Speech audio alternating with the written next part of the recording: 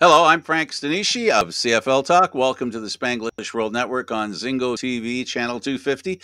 Please remember to download the Zingo TV app at the respective app stores for iOS and Android devices. While you download the app, make sure you rate and leave a comment. Both apps are absolutely free. Zingo TV is available on Google, Chromecast, Amazon Fire, Fire TV sticks, Roku sticks, and all small smart TVs 2016 forward. Now on CFL Talk, joining me is David Morassutti. Hello, hello. Hello, David. I have a green screen behind me. Guess what color it is? Well, it's green, but it's not really. It's a I don't know. faded green. Yeah, it's kind of. Yeah, I It's a was gonna dollar say. store tablecloth. I couldn't believe it when you told me that. I was just Dollar like, store tablecloth. It worked fine until my camera software said, "Bye, see you later, maybe." It was gone. It is what it is. So much fun. Hey, so let's let's start with the fact that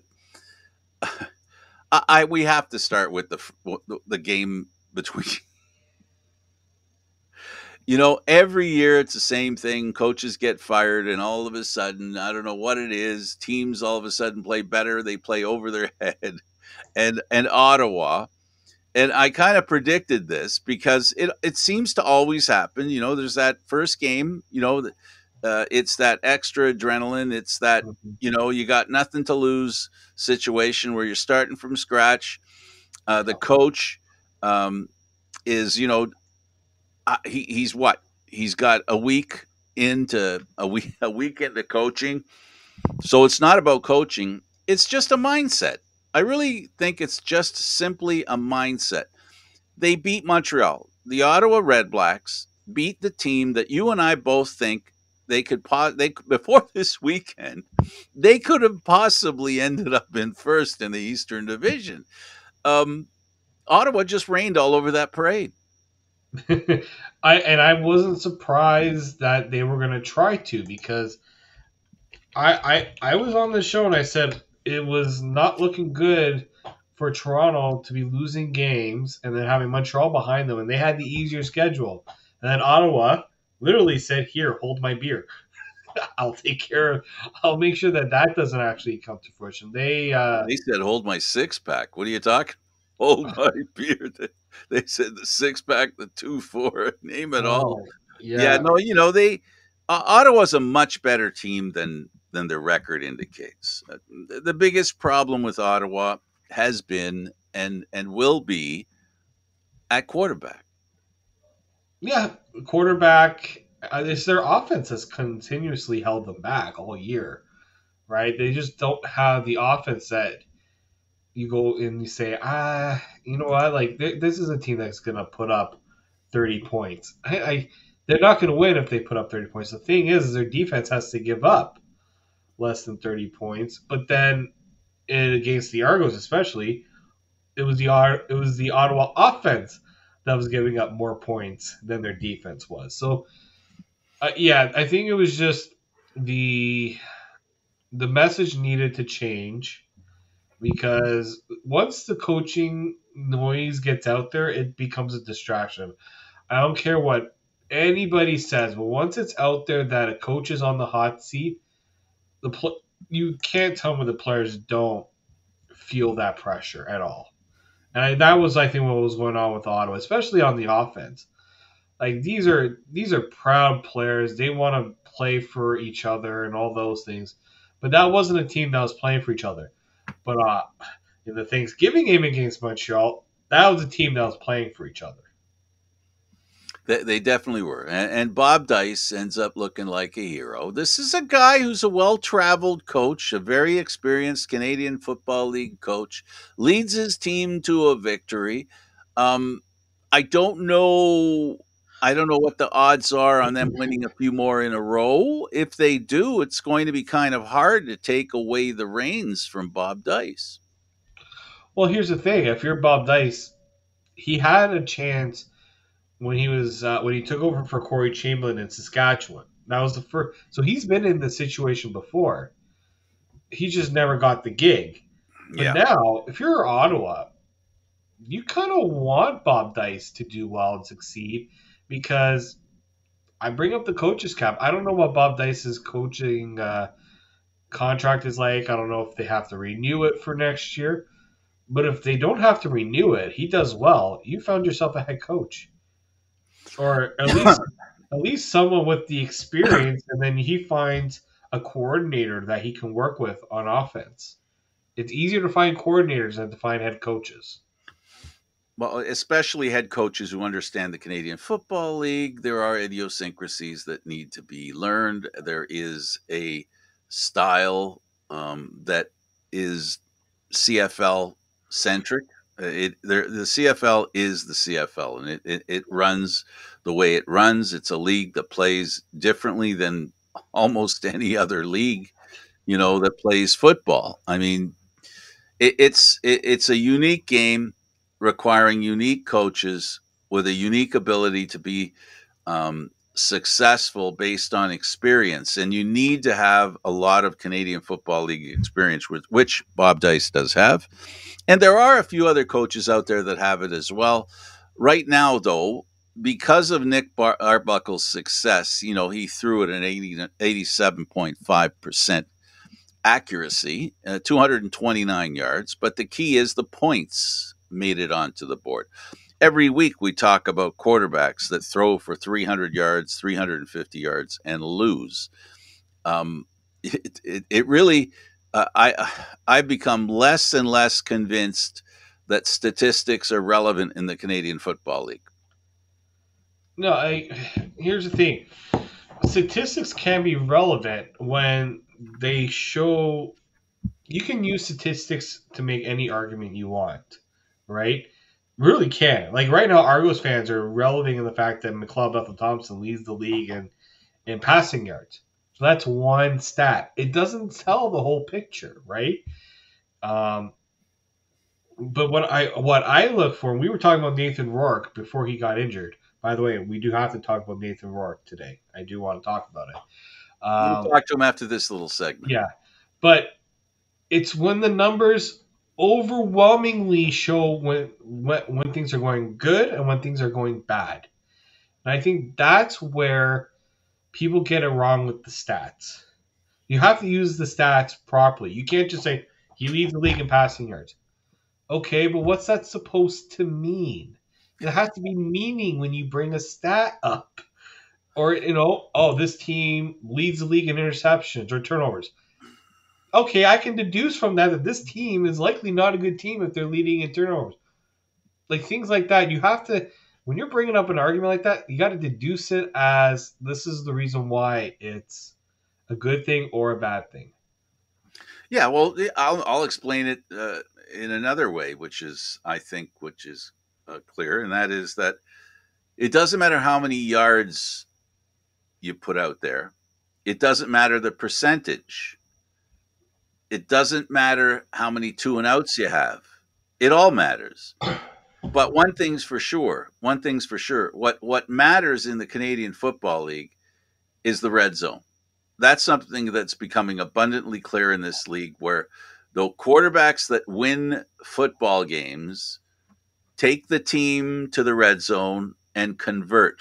Um, you can go up and down the field twice as often as you do in game A, and in game B you don't go up and down the field as much. But if you, instead of throwing up a field goal, you throw up touchdowns, and that's the whole point. If every time you get a possession and you make it from your end of the field to the other end to the 5 yard line, and then you have to kick a field goal, that's a lot of statistical woohoo.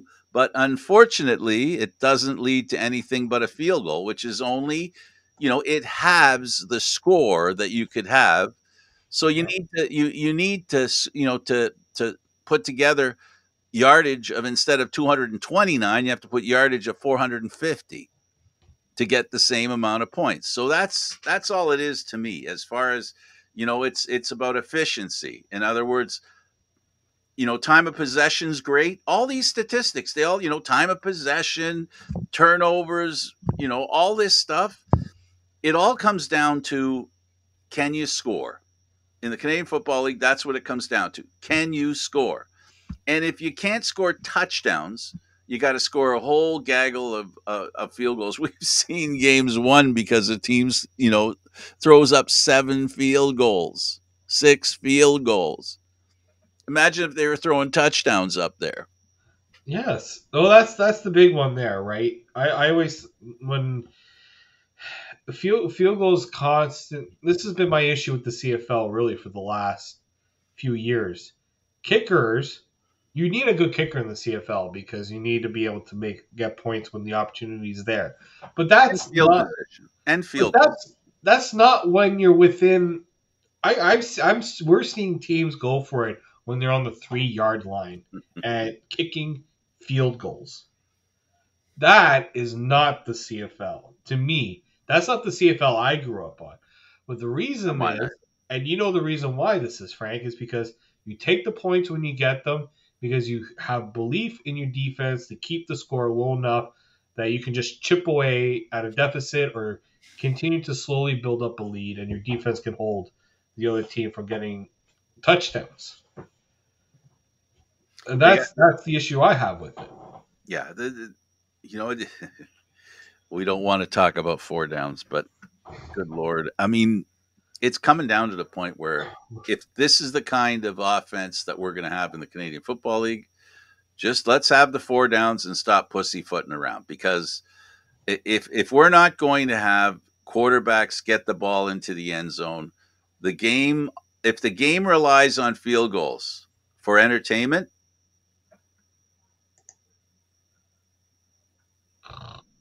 Well, you awake?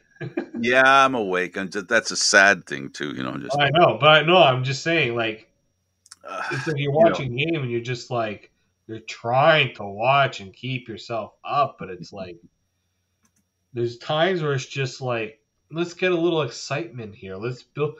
Now, the one saving grace for the CFL is that a lot of these games have been close at the end, so there's drama at the end. It gets absolutely. Well, exciting at the end. But that's also because one team has been kicking field goals and hasn't been able to put a game away. Like Ottawa's game, if they didn't kick that field goal late, they could have put Montreal away if they scored a touchdown late. But because they can only get the field goal, Montreal had a chance to win it. And that's absolutely, absolutely. Ottawa was 3 for 3. Montreal was 4 for 4. So their field goal kickers were efficient, did what they needed to do. Trevor Harris, by example, this is exactly what we're talking about here, was 30 of 38, which works out into 78.9%, 338 yards, 1 TD. How long is the Canadian Football League field? was it 100 110. 110 yards. Sorry. 110 yards, right?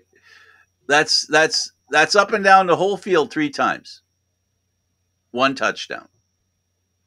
That's the problem. How is a quarterback putting up over 300 yards only getting one touchdown? I'm not asking to get them 4 touchdowns. And One, it's can we get more than one touchdown, please?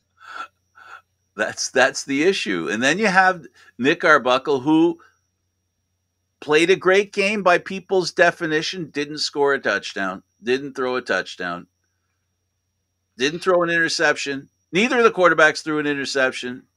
So the defenses weren't the boss in this game as far as the DBs and the Yeah, which they I'm weren't the surprised about. stars of the game, but I was surprised about that.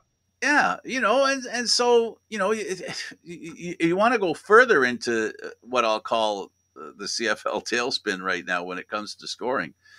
It comes down to the running game in the Canadian Football League. In the past 5-6 years, look, we're looking at Jackson Bennett, who is turning into a pretty good running back, right? Hmm. 41 yards. Walter Fletcher, that we've been praising anybody who's watched Montreal the past few weeks, he's been doing a great He job. got a big ringing endorsement from his quarterback when they Yeah, were talking about William Stanback returning. 23 yards on 7 carries. Stanbeck was back, 8 carries for 20 yards. That's 2.5 yards a run. That's not; those are not Stanback numbers, No. right? So the running game is an issue in the Canadian Football League. The red zone is an issue, and if you want to win a championship, it's easy to do because Winnipeg does that. Caleros gets them in the end zone. Their running game, even though Andrew Harris is not in Winnipeg anymore, they have worked out a way to make the running game work, and it does work. And if your running game works and your quarterback in the red zone can make it happen, you're the Winnipeg Blue Bombers. Well, I Cowboys was, and Peters. as you remember, I was very critical about the Winnipeg running game. I wasn't a believer in it. And boy, have I never looked so dumb. Well, you know, You know what's the funny thing, Frank? Also about Winnipeg. Or we'll talk. Are we going to talk about that game actually? Because maybe I'll. sure, okay. Well, listen. So let's leave this one behind. The Red Blacks Okay, 24, before we get to Montreal that game 18. though, I have something funny I want to say. Well, You know that you and I both watch Game of Thrones. right, of course we do. Yes, You know the saying winter is coming. yes. Well, in the West, guess what? Winter's here. Rourke is coming. Rourke is coming. Okay. You want to tell the story. Tell the story. Apparently the best quarterback in the Canadian Football League in the first few games of the season is coming back to the British Columbia Lions, a He team was, that is nicely, they're in second place, but they really need to have a big finish. They've got a real good team in Calgary crawling up their you know whats. yep. And now we hear that Nathan Rourke is coming back. He was practicing throwing footballs at practice today. They have 3 games left in the season, so 3 weeks. If he's already practicing on a limited basis, I'm going to put it out there and say I think you're going to see Nathan Rourke start one of these last few games potentially. I figured the second last game. From the time he got injured, the numbers suggested that he could be back in the second last game. I don't think the last game is enough, David. I think they need him to come out for at least two. Be nice One, if he could get 2. one to take a hit and have the confidence to be able to get back up. Two, to run around the field a little bit. And of course, three, not 30 games, but in the 2 games, the third thing that he has to do is get his arm in game shape, which is something that he started off really well coming out of training camp, but that's after a week of training camp, right? So he doesn't have the benefit of a training camp. His training camp is going to be right now, what you're talking about. Yeah, because he hasn't been throwing, right. He's probably been doing tosses to kind of keep the arm somewhat loose. But it's one thing to just do tosses as a quarterback. We're talking about getting the hips into it, getting the footwork involved. He's coming off a foot injury. Foot injuries are very tough for quarterbacks to overcome because they require every part of their body. The mechanics are all involved. And we also know that what makes Nathan Rourke a great quarterback isn't just his throwing ability. It's that he can take off, and then you're screwed if you're chasing him. David, quarterbacks' most important asset is their arm, but without footwork, the arm does not work that well, This is very true. right? So he needs the footwork. A quarterback's footwork is plant your foot. It's all you might say, oh, well, he can compensate for that. Yeah, the problem is his accuracy will suffer. Well, not only that, his ability to evade the rush, create time for him to find the receiver down the field. Teams are like, let's see if he can evade us. Let's see if he can create more time for himself with his feet. Oh, Right? and the suggestion on let's see if he can take a hit. That'll be, let's sack him. Let's see what happens there. Yeah. No, for sure. Like I'm look Nathan Rourke. We've found that football players maybe don't always listen to what their body is saying very well at times. But Are I we think they've. suggesting that he might not be ready to come back and he might be pushing it? Because, there were conversations that we had I that he's think got a very young career and he shouldn't rush himself back because, no, he definitely right? shouldn't rush himself back. But he also understands that he needs to show that he can. He has some. I guess maybe he wants to show he's got some toughness to him too, right?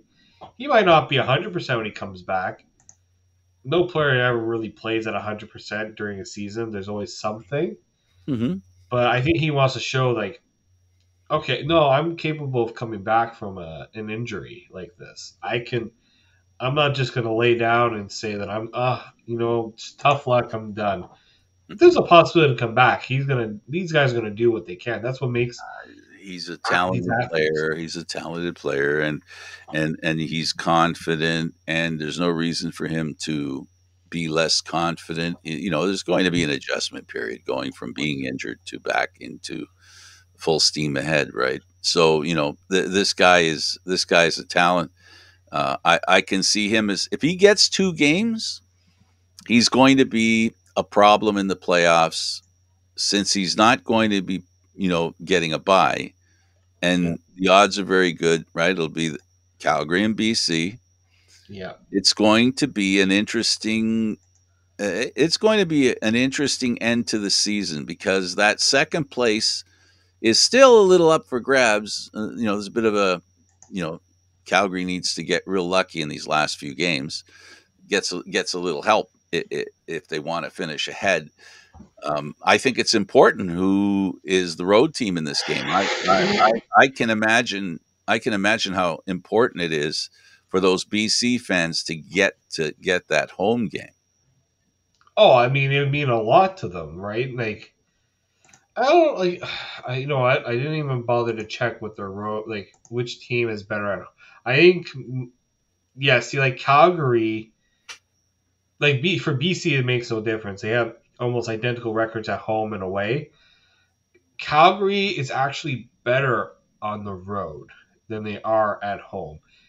You don't tell me that BC, the one thing maybe that would work in their favor too, um, you know, it's going to be cold.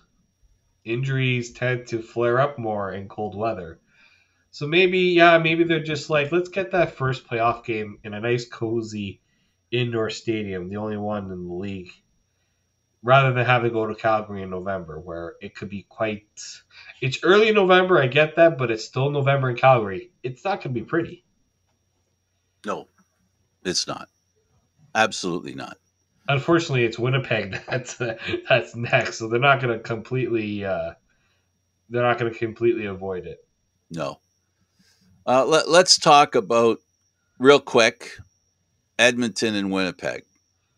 Edmonton proved to be a team that is not ready for prime time. We Nope. just talked about Winnipeg and their quarterback. But we talked about Caleros and the importance that he has. 3 touchdowns, an interception. But 3 touchdowns. The rushing game for them is between the two main guys that were running.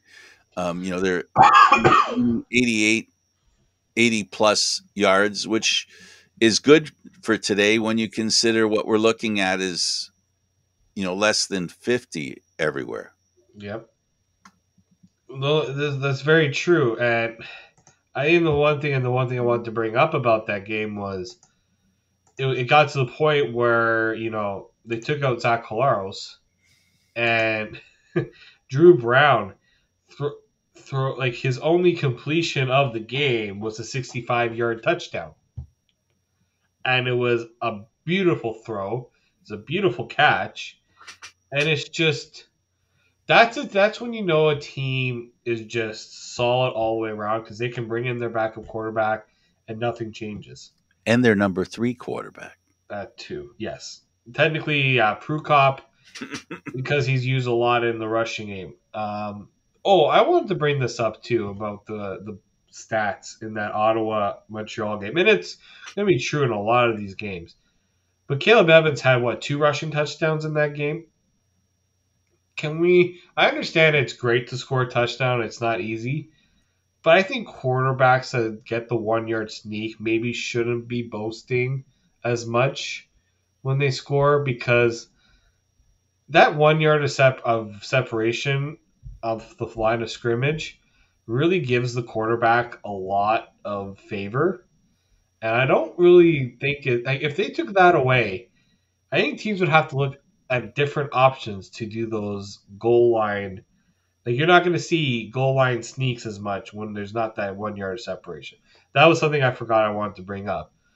But Dalton Schuin, he's he's got. I think he's pretty much locked down rookie of the year. Like Well, they lost a couple of receivers. Lawler, they don't seem to be missing him. Darvin Adams. Tarvin Adams, they don't seem to be missing him either. I mean, this is a team that we've talked for years about Calgary and next man up. Winnipeg clearly has found that, and this year they've really done a good job when you consider they let Andrew Harris go, and not that they don't miss Andrew Harris. He's a great running back, but they found a way to produce without him, and that's what they are, next man up. And and it's amazing how the points that they're putting up. 48 they put up, David. They put up 50. Was it 56 a few weeks ago against Saskatchewan? Yeah, Frank, when was the last time a rookie wide receiver led the CFL in yards and pass and receiving touchdowns?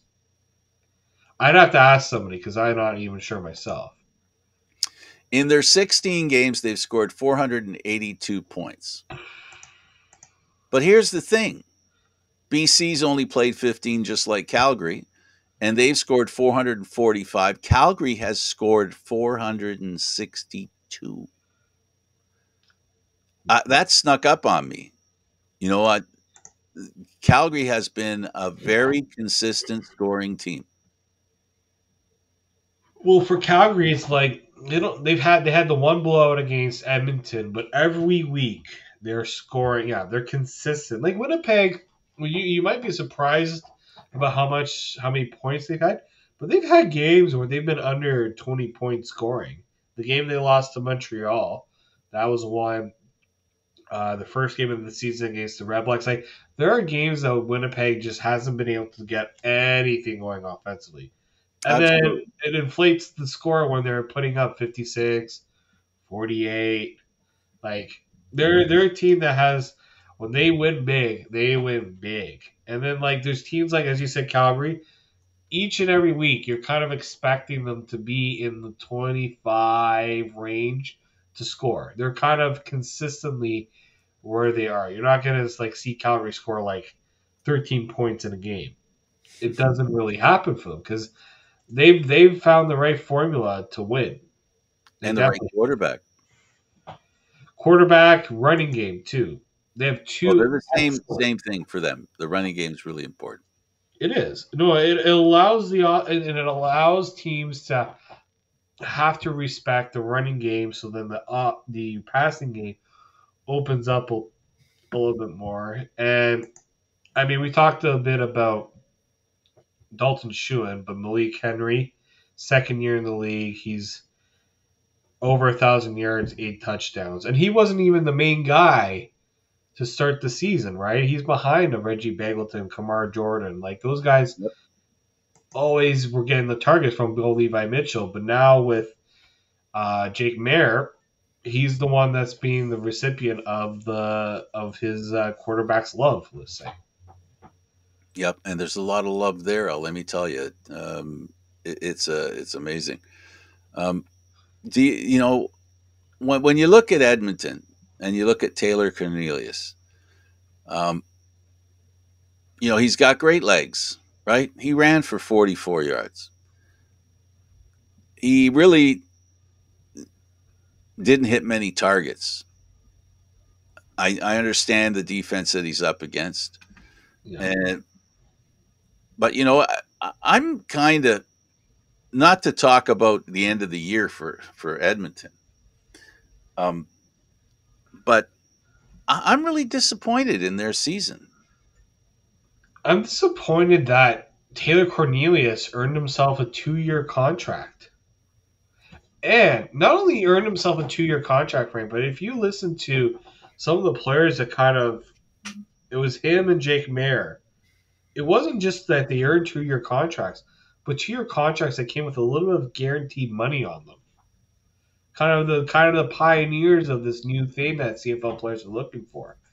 And I'm like, for Edmonton's sake, I'm like, why are you in such a rush to give this guy a 2-year deal? I Like, guess they were afraid that they might lose him. but it's not like he's lighting it up. Like, eventually he's going to have to be better than 45% against Winnipeg, especially when he's only throwing 24 times a game. Yeah, and it this Edmonton the Elk team does not have. I don't know. I don't know that their defense is nothing spectacular. Their special teams is nothing spectacular. Their offense we just talked about isn't that spectacular. And I'm curious and disappointed. I expected more from Chris Jones. Um, I don't know why it's been so difficult for him to improve his team. All I can figure is that maybe this team was really not that good, and maybe it was that bad that you know to get to the other side is a longer trip than I thought, and I know a lot of Edmonton fans thought and hoped. For me, what I'm seeing here too is I'm seeing Chris Jones, the defensive coordinator, head coach, pretty pretty good. Chris Jones making football decisions. I'm sorry, I'm not there yet because he went out. He gave Kenny Lawler that great big deal. Kenny Lawler very deserving of it, but they weren't a Kenny Lawler away from being a good team. And this reminds me of when Jim Pop was with the Argos, and they went out and they signed Darrell Walker to this amazing deal. He did not have a quarterback really to throw the ball to him, and the offensive line in the Toronto was not very good. So Darrell Walker that season almost ruined. I wouldn't say ruined his CFL career, but it cast a very negative light on him because they're like, He went well, bad on the vine. He went bad on the vine. and they're like, if you're paying a receiver this much, he should be, going above and beyond to do it. But it's like when you're in a position that relies on somebody else to help you be successful, this is where I question like how much they pay receivers, how much they pay running backs, because without a good offensive line, without a good quarterback, it doesn't matter what you pay your running back and receiver. In my opinion, like I think Winnipeg is showing that this year. They let Andrew Harris go because they didn't want to. Andrew Harris wanted probably a lot of money. They said, well, you know what? We'd rather keep our core together than pay Andrew Harris.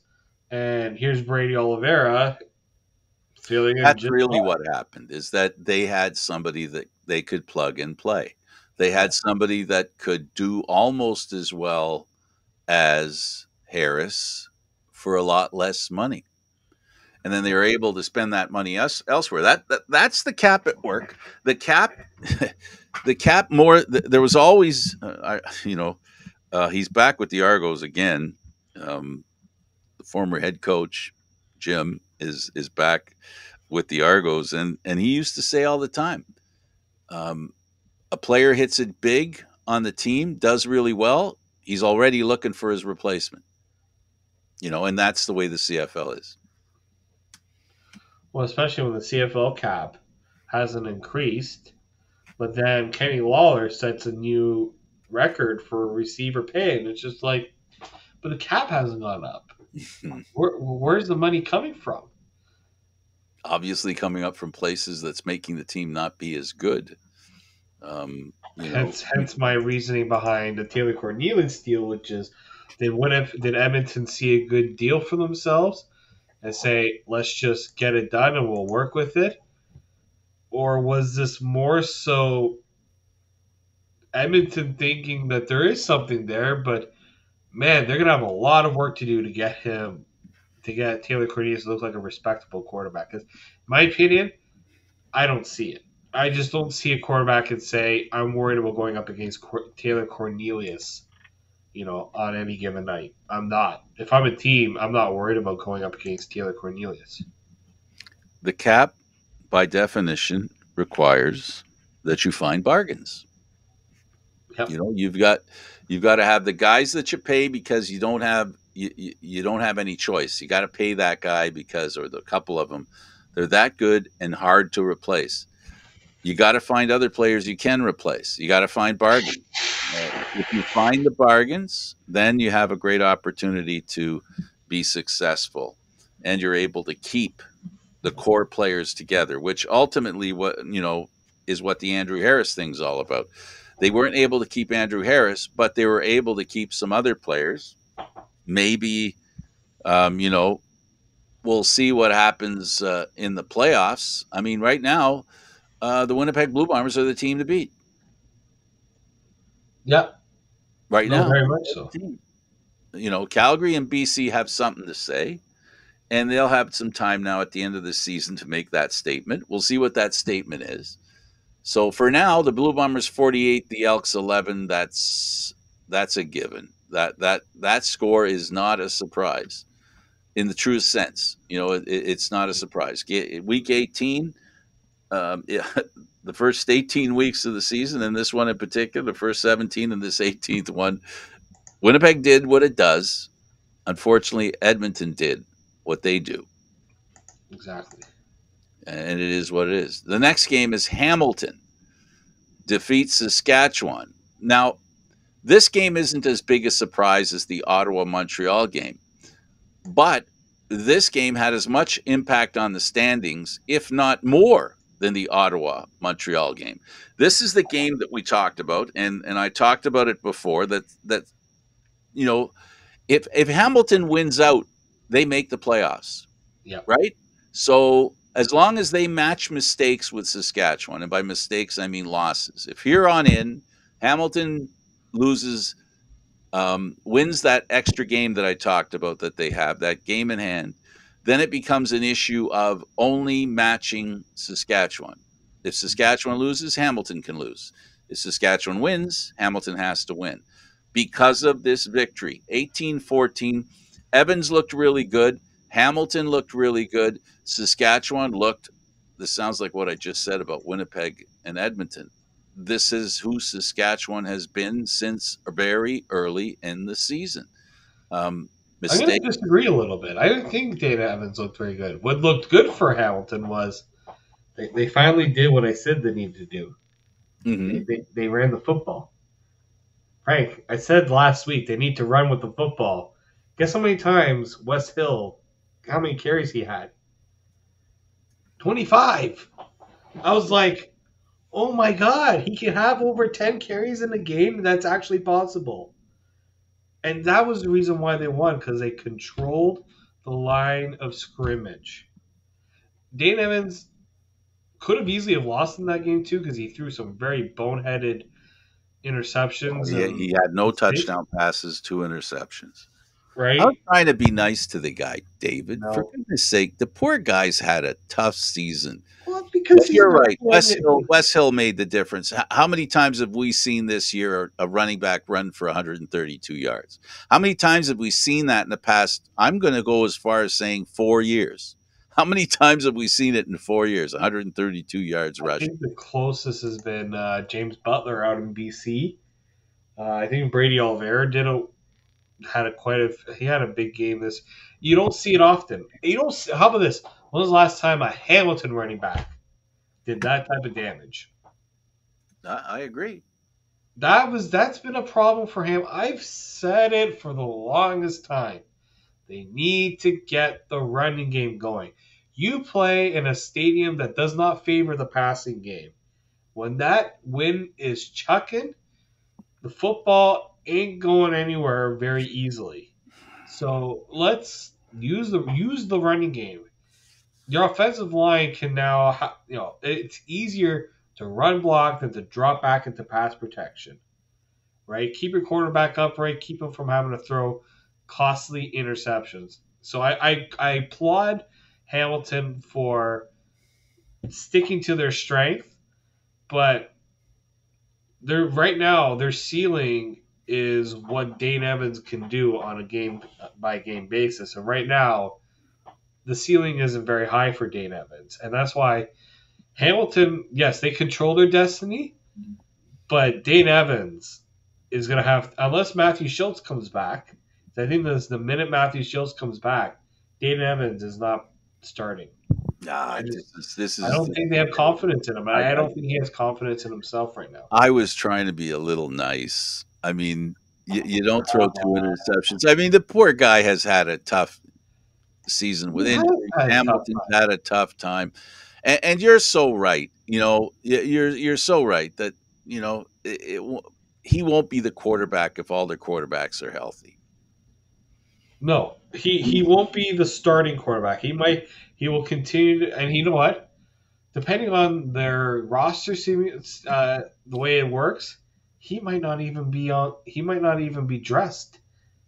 Like if they need him as a backup, maybe. Unless Matthew Schultz because of the injuries, maybe they'll have him as a.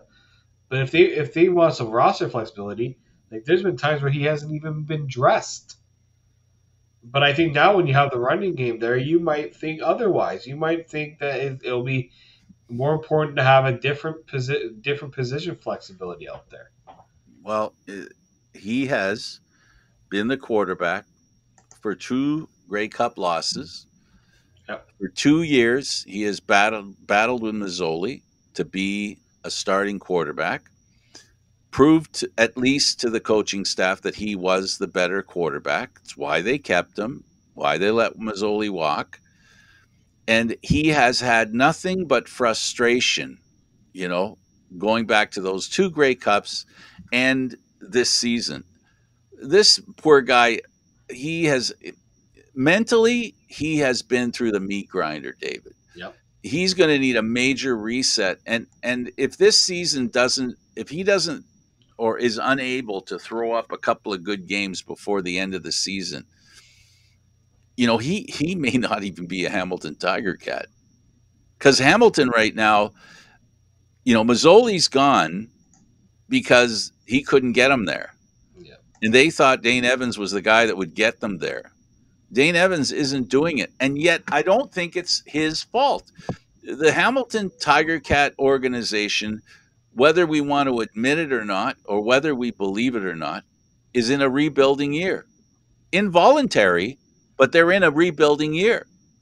And maybe they can get into the playoffs, make some noise. It'd be great if they could win the. And I'm talking from the perspective of a Hamilton Tiger Cat fan and a Hamilton Tiger Cat organization.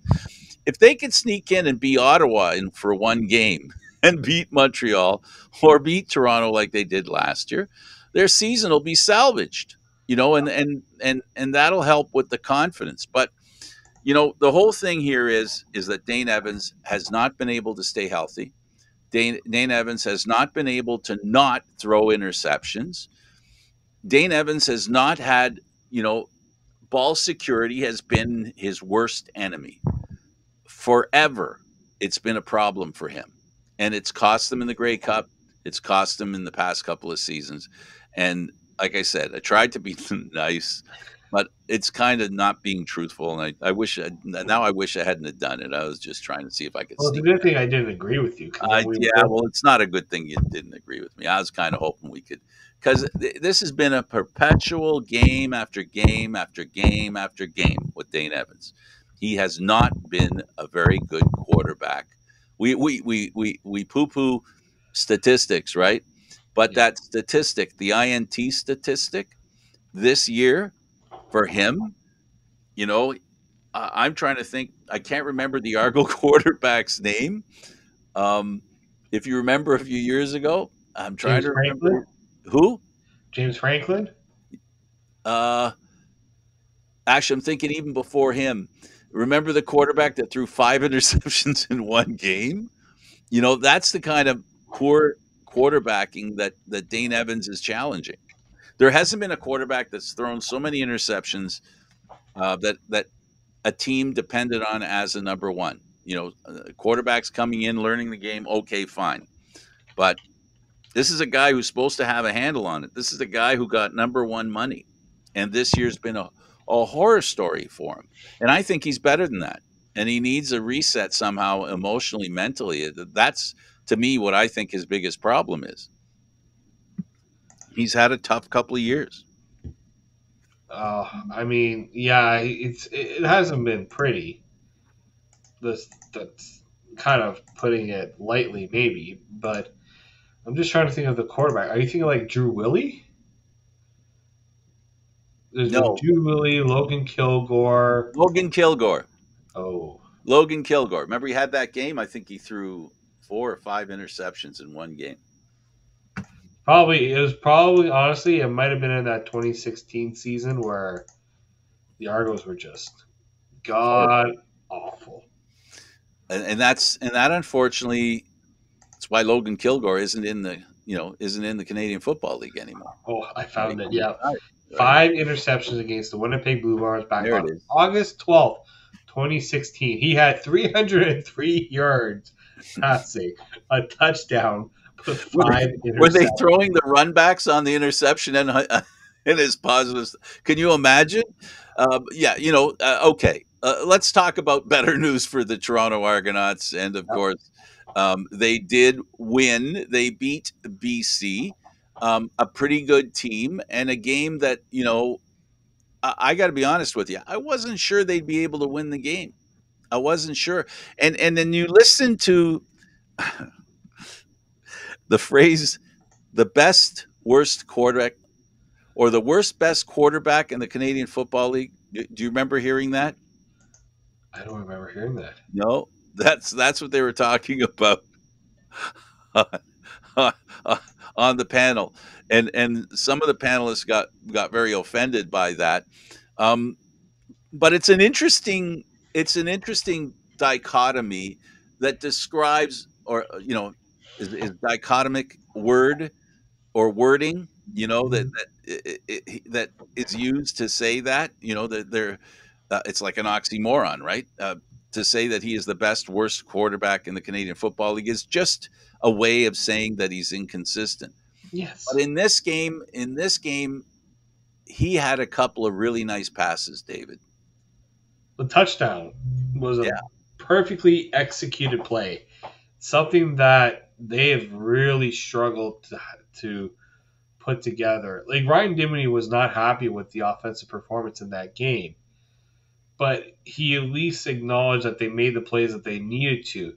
And the reason why they were able to is because their defense once again kept them in it. Like the Argos, like really the Argos offense at one point tried to give away the game with that fumble by McLeod Bethel Thompson where he was holding on to the ball and you see the guy coming and with you're one just like, hand, get rid of it. Get rid of it. What are or you doing holding on to it? tuck it, or eat it. Eat it. Exactly. And he didn't and that just that those are the things, right? But what happened? BC takes the lead. Argos come down, they score a touchdown, and they got a little help from the goalposts in the south end zone, which continues to be a. You want to talk about Halloween? Go. If Argos fans want a Halloween costume idea, go as a field goal post. That'll scare a lot of kickers. I'll tell you that. Over the past few years, the Argos have won a lot of games because field goal kickers have literally hit the upright. Or have lost games in that regard too. Yeah, they lost one like that. Yep. Yeah. Yep. So It's been again, we're talking about field goals, right? We're not talking about interceptions. We're not talking about passes for touchdowns. We're talking about field goals, missed ones. When I was making the crack about 352 yards, 27 of 40 for Bethel Thompson. How many times can you go up and down the field? 352 yards? 110, that's 3 times. And one TD on the go for it in the game. yeah, I mean, it wasn't his worst game, but it wasn't his best game. No, absolutely not. It was a good bounce back game from the game against Calgary. I'll give him that. Yeah, well, one thing the Argos have done under McLeod and under Dinwiddie is they have won games they shouldn't have won. That's Yeah. one thing. People, fans of the Argos, should keep that in mind. This is a team that wins games they shouldn't. That's a good thing. It is. It's a good thing because it builds character. It shows that we can win even when we're not at our best. But that's not something that's sustainable. Confidence. It breeds confidence as well. David, this was awesome. Thanks for doing it. And thank you for pulling up with my cold. I'm still Yes, trying I was going to to say, take care of that cold. It's almost gotten worse from the beginning of the show. you know what? Just it piles on. It piles on. Mama, she going to make the chicken soup. Yes, she will. The zuppa chicken. Enjoy the polo soup. I will. Or as they say in Mexico, pollo. Thanks, David. Thank you, Frank. He's David Morassutti. I'm Candid Frank Stanisci. Thank you for watching CFL Talk airing live Mondays at 9 p.m. We did it today because it was a long weekend, and as we always do, we do it on Tuesday. That's today. This show can also be heard on the Spanglish World Radio Network. For CFL Talk, news, entertainment, and other sports programming we offer, please check out spanglishworld.ca. Spanglish World. Watch it, hear it, read it, download it, and live it. Thanks for watching, everybody. See you next time.